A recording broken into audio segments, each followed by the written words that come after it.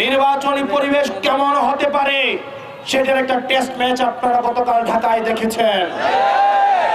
আওয়ামী ফ্যাসিবাদী কায়দায় পুলিশ তার নগ্ন রূপে আবার ফিরে গিয়েছে।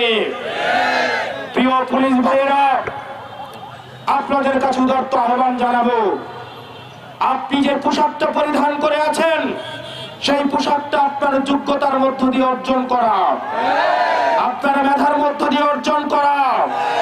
আপনাকে অনুরোধ করব, আপনার বাসায় সন্তান রয়েছে, আপনার মা বাবা রয়েছে, আপনি যদি বিগত 3টা নির্বাচনের মতো আবার যদি ঘুষের টাকা স্পর্শ করে দেখেন, আল্লাহর আরশ কেঁপে উঠবে।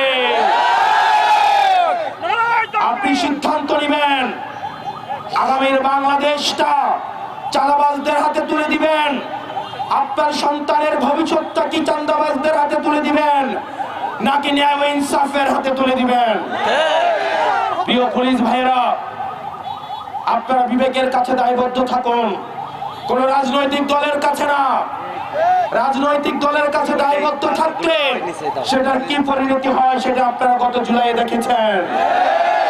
আল্লাহর কসম করে বলছি, আপনারা ন্যায়ের পক্ষে, ইনসাফের পক্ষে থাকেন। আপনারা বাংলাদেশের জনতার চাকরি করতে আসছেন, জনতার ট্যাক্সের টাকায় আপনার বেতন হয়, কোন রাজনৈতিক দলের টাকায় আপনার বেতন হয় না। আজকে যদি আপনি কোন রাজনৈতিক দলকে পৃষ্ঠপোষকতা দিয়ে ক্ষমতায় নিয়ে যান, আগামীকাল আপনার সন্তানের চাকরির জন্য তাদেরকে ঘোষণা দিতে হবে। প্রিয় পুলিশ ভাইয়েরা, আমরা আপনাদের বন্ধু।